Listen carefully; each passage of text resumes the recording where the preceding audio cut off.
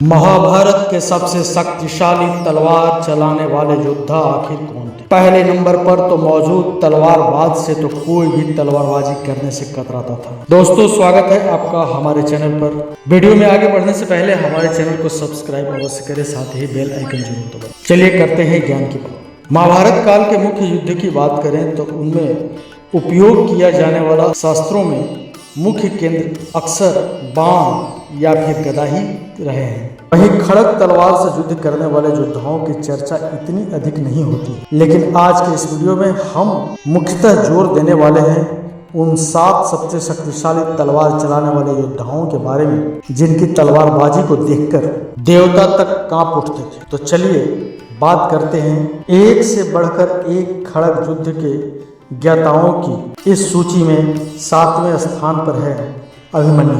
अभिमन्यु ने महाभारत के युद्ध से पहले ही कई सारे योद्धाओं से शिक्षा ग्रहण की थी। अर्जुन, श्री कृष्ण और बलराम जी, इन तीनों ने ही अभिमन्यु को प्रशिक्षित किया था और अस्त्र शस्त्र चलाने में निपुण बनाया। इनके अतिरिक्त उन्होंने सात्यकी और प्रद्युम्न से भी कई सारे अस्त्र शस्त्र चलाने सीखे थे। उन सबको चलाने में वो निपुण भी हो गए थे। कुरुक्षेत्र युद्ध में विशेष रूप से चक्रव्यूह के भीतर उन्होंने तलवारबाजी का महाकौशल दिखाया। द्रोण पर्व अध्याय 14 के अनुसार अभिमन्यु ने पहले कौरवों को और फिर जयद्रथ को अपनी तलवारबाजी के बल पर पराजित कर दिया था। एक समय तो सबने मिलकर उनके रथ, घोड़े और सारथी तक को मार दिया था, लेकिन फिर भी वो तलवार और ढाल लेकर उन 6 बड़े कौरव पक्ष के योद्धाओं के साथ एक साथ भिड़ गए।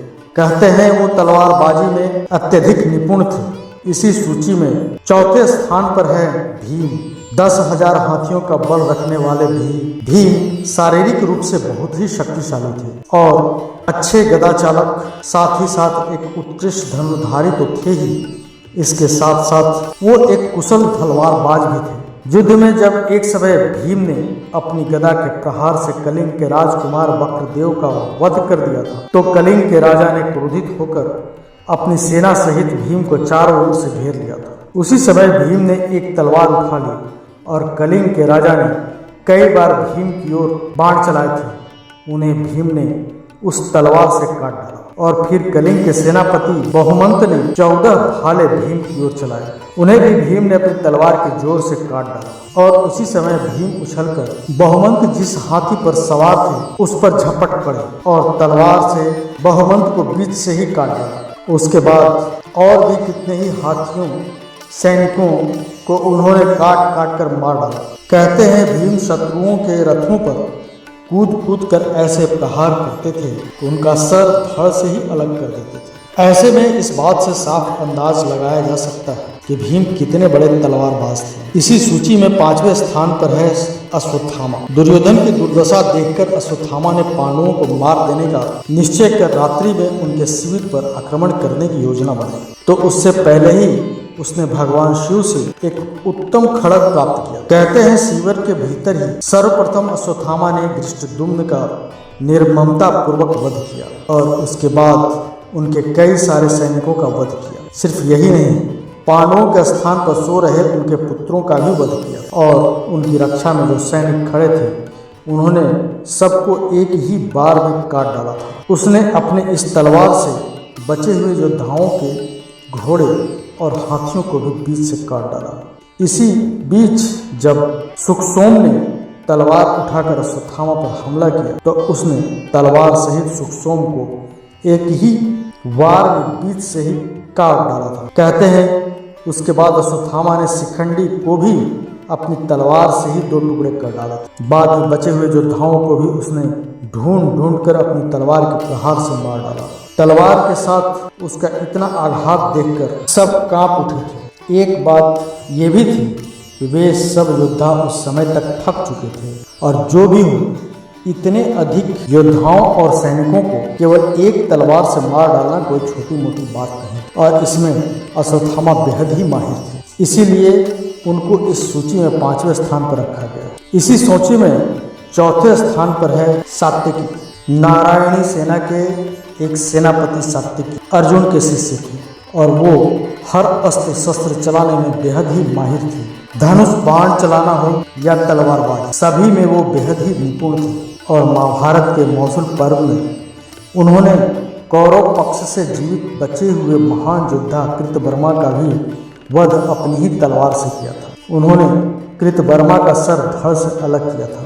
तलवारबाजी में वो अत्यधिक आक्रामक और फुर्तीले थे और इसी वजह से उन्हें चौथे स्थान पर रखा गया है। इसी सूची में तीसरे स्थान पर है सहदेव। नकुल और सहदेव दोनों को ही तलवारबाजी में महारत प्राप्त थी और दोनों को खड़ग विद्या का लगभग एक समान ज्ञान था। युधिष्ठिर के इंद्रप्रस्थ का राजा बनने के बाद राजसूय यज्ञ के दौरान सहदेव को दक्षिण दिशा की ओर भेजा गया था और दक्षिण में योद्धा तलवारबाजी में विशेष रूप से अच्छे थे। वहां उन्होंने कई राज्यों को अपने अधीन कर लिया। सहदेव ने शकुनी और उसके पुत्र उल्ली का भी वध किया था। इनके अतिरिक्त त्रिगत राजकुमार निर्मित्र शल्यपुत्र रुक्मक रथ को भी उन्होंने मार डाला था। वो तलवारबाजी में बेहद ही माहिर थे और इसीलिए कहते हैं कि सहदेव ने तलवारबाजी के बल पर पूरे के पूरे दक्षिण भारत को जीत लिया था। अब बात करते हैं दूसरे स्थान पर मौजूद योद्धा की जो तलवारबाजी में बेहद ही निपुण थे। वो कोई और नहीं बल्कि अर्जुन थे। महाभारत के आदि पर्व अध्याय 121 के अनुसार गुरु द्रोण के गुरुकुल में गुरु द्रोण के दो शिष्य दुर्योधन और भीम से गदा युद्ध में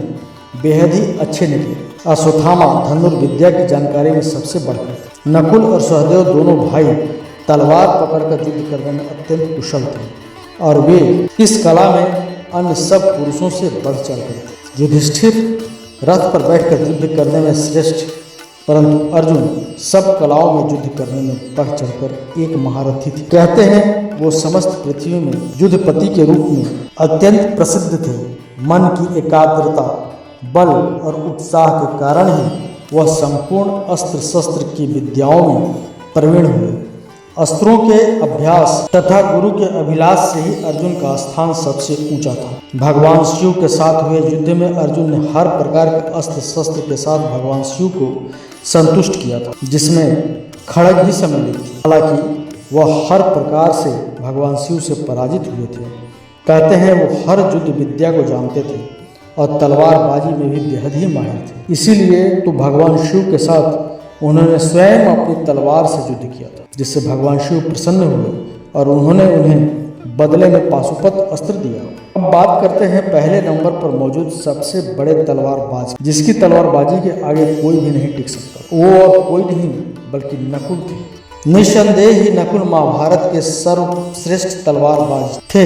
उनके पास भगवान ब्रह्मा की एक दिव्य तलवार थी। जब जयद्रथ द्रौपदी का हरण करके ले जा रहा था तो पांडवों ने उसका पीछा किया। वही पांडव और जयद्रथ की सेना में युद्ध छिड़ गया। वहीं नकुल ने हाथ में तलवार लिए कई सारे रक्षक सैनिकों के मस्तक को एक ही बार में धड़ से अलग कर दिया। जब त्रिगत राज सूरत ने कुपित होकर गजराज को नकुल का वध करने के लिए प्रेरित कर दिया, तब नकुल ने उस हाथी की सूंड को दांतों सहित जड़ से ही काट दिया और वह हाथी वहीं पर गिर पड़ा। वहीं कुरुक्षेत्र युद्ध के 7वें दिन कर्णपुत्र वृषसेन के साथ युद्ध करते हुए एक समय नकुल ने केवल अपनी तलवार से ही बड़े बड़े महारथियों को और रथों पर सवार कई सारे घोड़ों हाथियों को तुरंत ही काट डाला था। और युद्ध के 18वें दिन नकुल ने कर्णपुत्र चित्रसेन का वध भी अपनी तलवार से ही कर दिया था। तब नकुल की तलवार के घूमने की गति इतनी तेज थी कि जब वह बारिश में घुड़सवारी करते थे और आगे बढ़ते थे, एक एक बूंद को वह अपनी तलवार की धार से काट देते थे। तो यही थे वो 7 सबसे शक्तिशाली तलवार चलाने वाले योद्धा जिनका जिक्र महाभारत में किया जाता है। तो इनमें से आपको कौन सा सबसे सर्वश्रेष्ठ तलवारबाज लगा, कमेंट बॉक्स में हमें अवश्य बताएं। वीडियो अगर आपको अच्छी लगे तो वीडियो को लाइक करें, हमारे चैनल को सब्सक्राइब करें और ज़्यादा से ज़्यादा शेयर करें। मिलते हैं अगली बार एक नए वीडियो में एक नई खास जानकारी के साथ। तब तक के लिए धन्यवाद।